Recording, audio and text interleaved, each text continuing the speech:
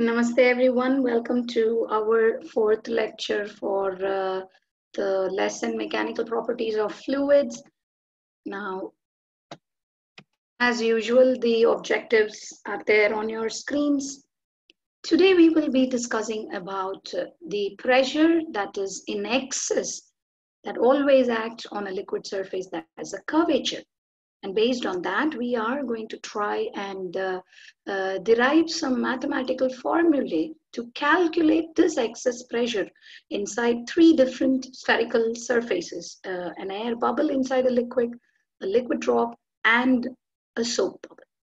Now, in order that we understand this, I'm going to just try to brush up what we saw in the previous lecture, particularly surface tension. This is simply a copy paste of one slide from the previous class where it tells you what is surface tension, which is the property by which the liquid surface is going to behave like a stretched membrane. And what's going to be the direction of this surface tension?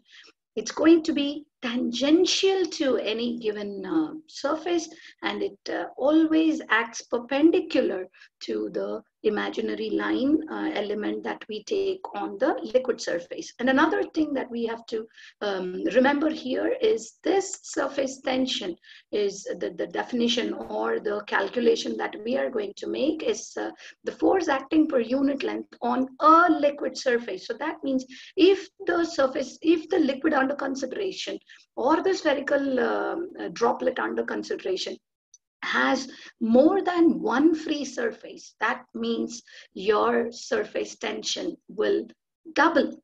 We have to keep that in mind when we are going to move further into this lesson. So double the free surface, double the surface tension. Only one free surface, the surface tension will be calculated as once. Now, another topic that I want you to remember is resolving vectors, because that is what we are going to use again in order to explain our objective today. So if there is any vector, we had already done this even when we were trying to explain Pascal's law. So if there is any vector which is neither along x-axis nor along the y-axis, then we are going to express that vector as a resultant of two vectors, the horizontal component and the vertical component. And this will be the side or the component that is going to be adjacent to the angle of inclination is what we call as a horizontal component. Here I have taken an example of the velocity of a ball being projected up. You will be doing this shortly in motion in a plane when you study about projectile motion. So at every point on a curved path, the velocity acts tangential to the path.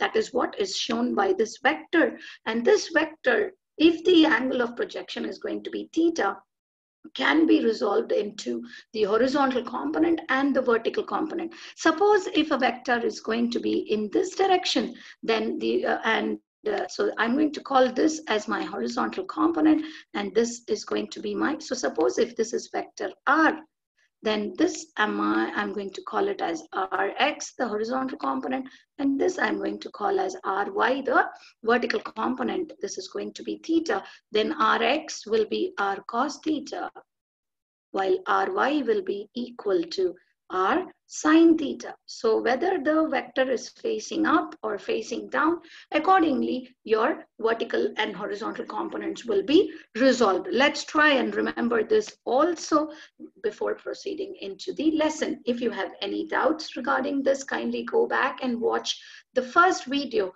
of this lesson where I have explained resolution of vectors in detail. Now let's move into the objective of today's lesson. I am going to discuss the excess pressure on a liquid surface considering three different surfaces. So the first one is on the screen. If I'm going to consider a liquid surface that's going to be plane, and I'm going to consider a point O on the liquid surface, the surface tension is going to act tangential to the surface. So that means at point O, there is a tension that's pulling the molecule to the left and a tension that pulls the molecule to the right. But for us, this is hydrostatics. The liquid is at equilibrium. So for the liquid surface to be at equilibrium, T balances T. T on the right balances T to the left. So these are going to be equal in magnitude, but they are going to be opposite in direction. So what eventually happens is they are going to cancel each other, and hence there is going to be no resultant force that is going to act on the surface. So the resultant force due to surface tension is zero.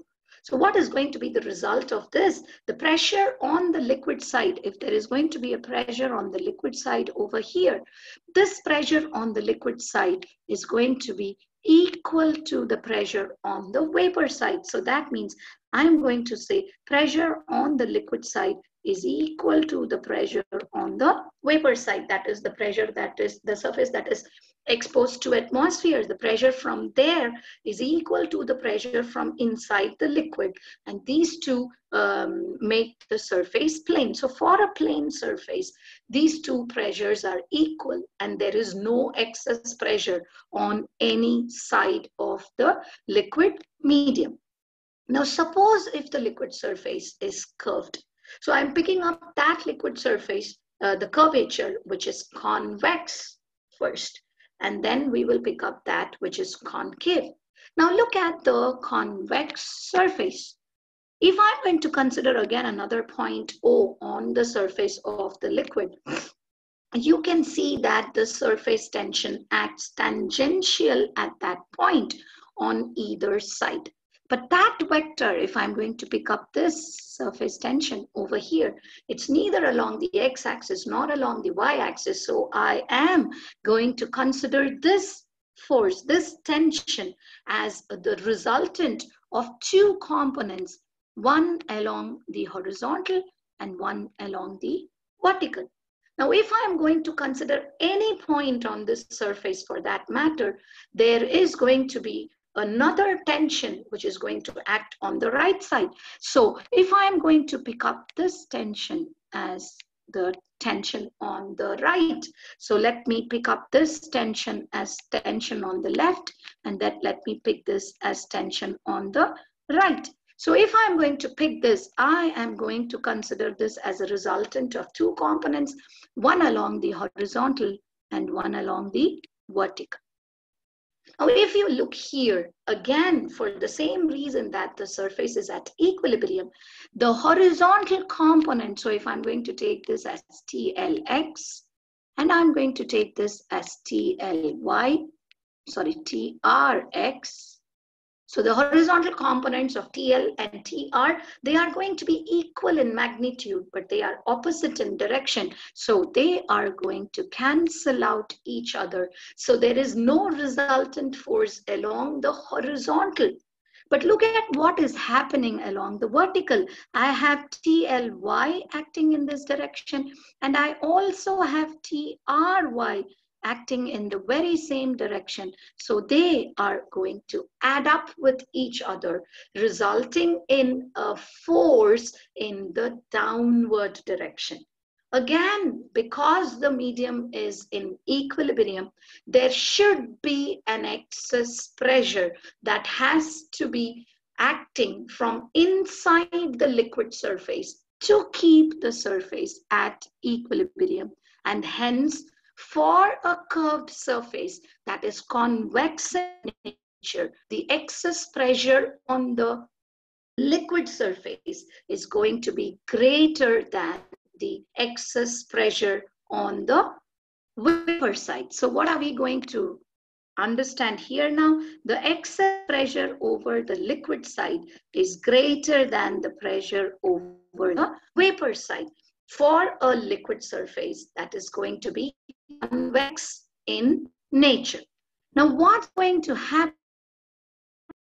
The same surface is going to be concave in nature. So let's consider this. If it is concave in nature, what's going to be the resultant force action. So look at this now again. I have a tension that is, I have a tension that to be acting in this direction. So let me consider this as TL. Now I am going to resolve it into TLX, TLY.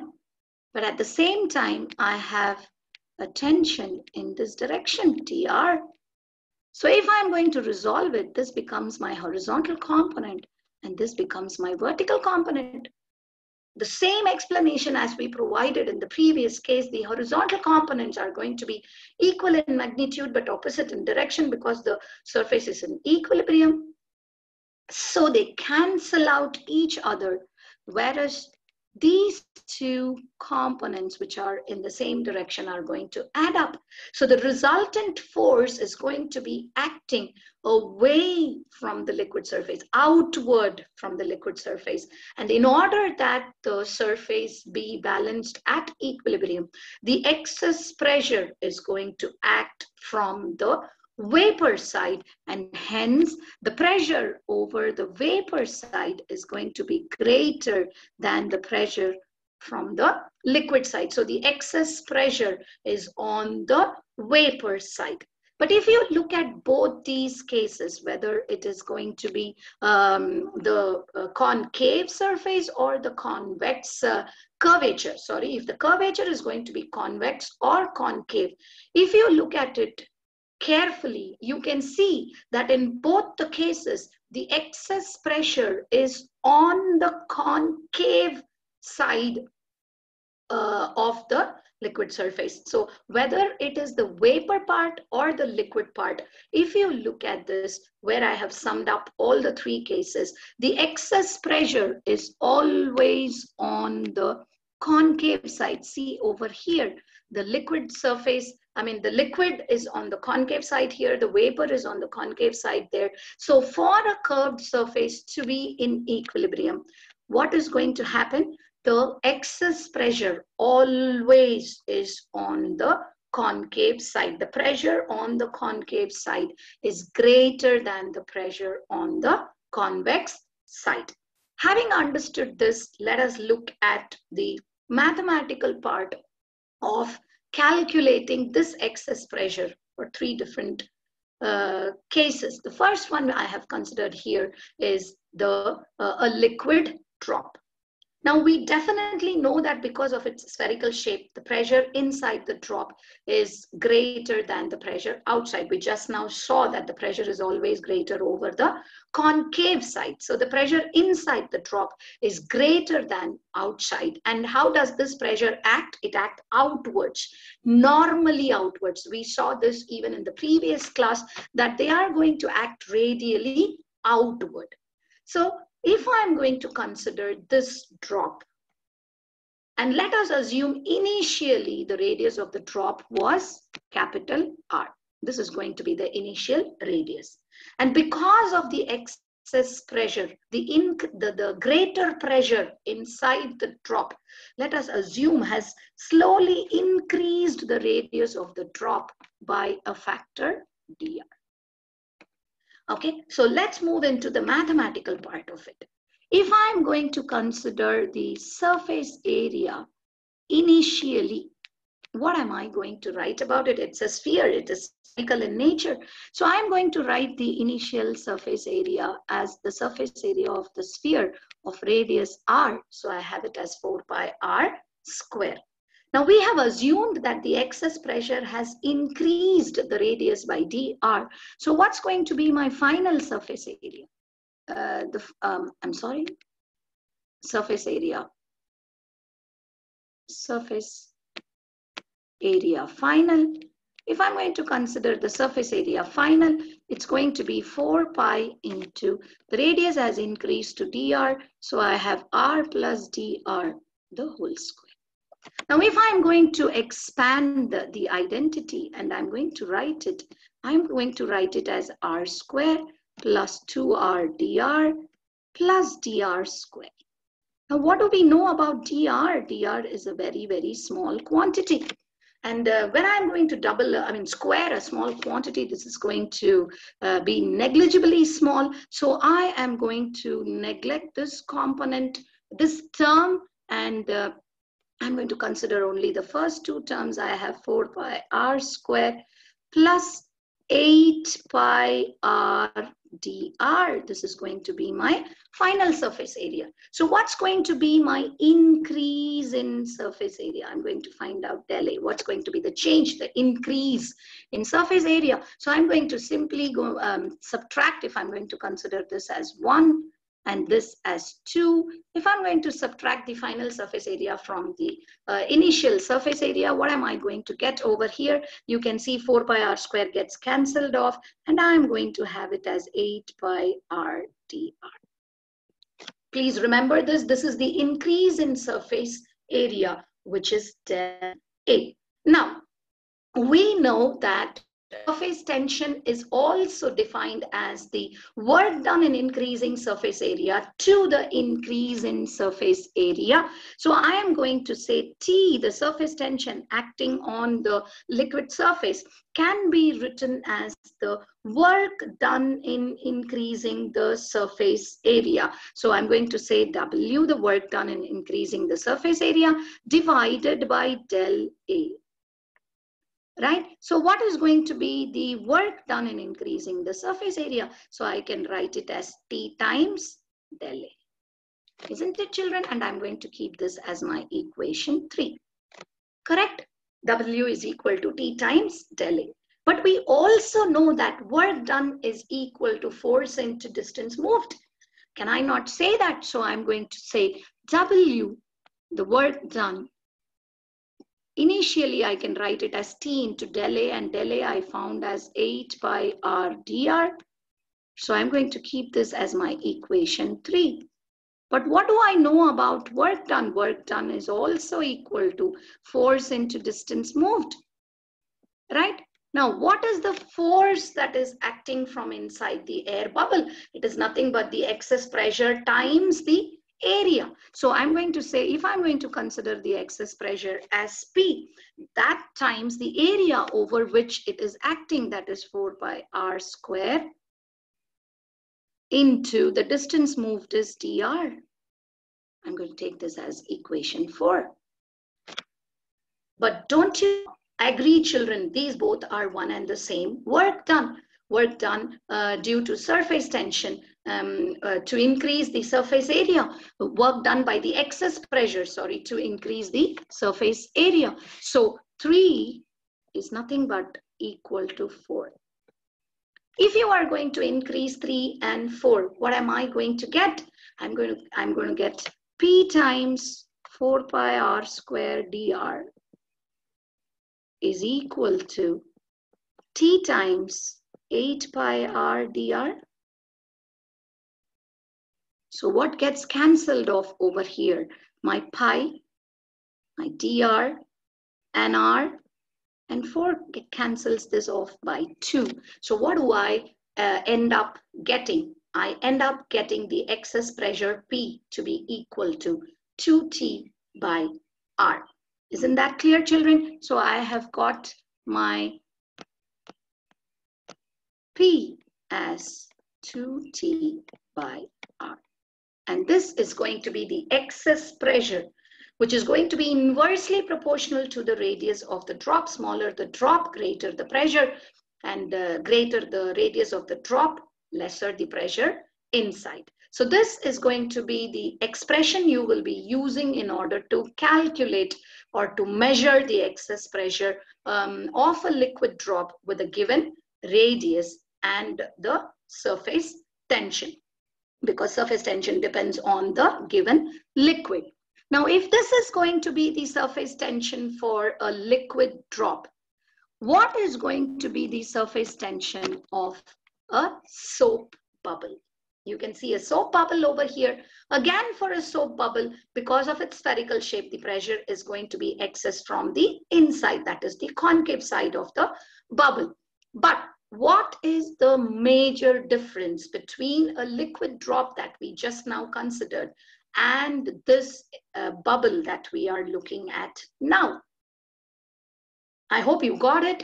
A liquid drop has only one free surface, whereas the soap bubble has two free surfaces. So where is the difference going to arise? The difference is going to arise in my increase in surface area, because there are two surfaces that are going to increase in area. Instead of 8 pi r dr, I'm going to get it as 2 times 8 pi r dr. So that is, it's going to be 16 times pi r dr.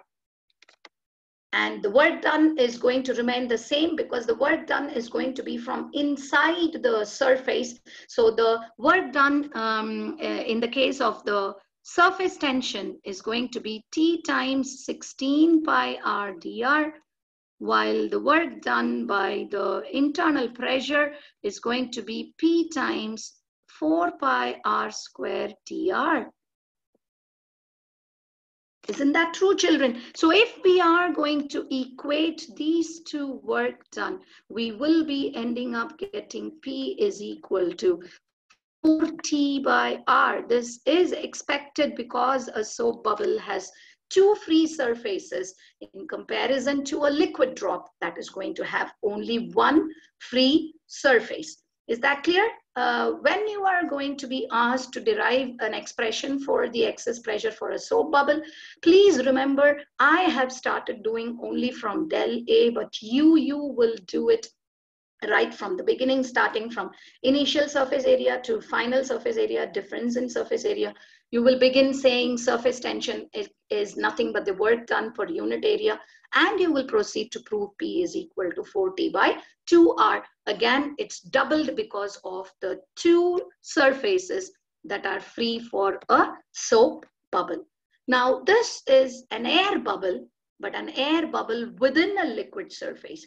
Now, obviously, this also has only one free surface, and hence it's going to be similar to a liquid drop. And I'm going to leave the derivation for you to do in your notebook on your own, while I am going to give you only the final result, where I'm going to say P is going to be equal to 2T by R, because there is only one free surface for an air bubble. But in all these three cases, if you see, the pressure, excess pressure, is going to be inversely proportional to the radius of the drop or the bubble under consideration. And this inverse proportionality is going to help us understand some wonderful real life examples. The first one being the one on your screens. This is nothing but pictures captured on a highly dense foggy day. This is called ground fog. And we know that we call this as dense fog. The fog is so dense. Why? What contributes to the rigid nature of this tiny, extremely tiny fog droplets? That's because of its very small radius. And because of this extremely small radius, the excess pressure from inside is so great that it gives them a rigid structure that very large forces can also fail to deform these droplets and form a very dense layer. P is equal to 2T by R, because fog is nothing but tiny water droplets. Another beautiful example is ice skating. I'm going to show you a very, very short video. This is taken from the Discovery Channel of slow down motion, slow motion series. So you can see here the capture of an ice skater skating. You can see here that the pressure applied by the blades is actually tearing apart the ice structure, and you can see that the ice actually melts in order to form water. But these water droplets are so tiny in radius that they form a rigid lubricant. They act as ball bearings for the smooth movement of these ice skaters. Would you have ever thought while you had been watching ice skating, enjoying ice skating, or you, even yourself trying out ice skatings in hill stations, that there is so much of physics and surface tension of water involved in it.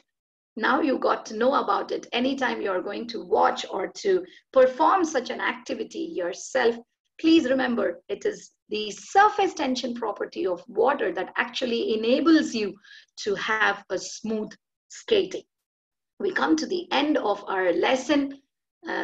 So that's where you see the water droplets actually enabling him to skate smoothly.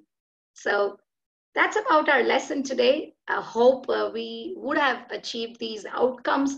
You should have understood that, yes, there exists a pressure difference between the two sides of a curved surface, and we have derived mathematical expressions for the excess pressure due to the excess pressure in a liquid drop, an air bubble, and a soap bubble. And we saw just a couple of but beautiful real life relevances of the inverse dependence of radius on excess pressure.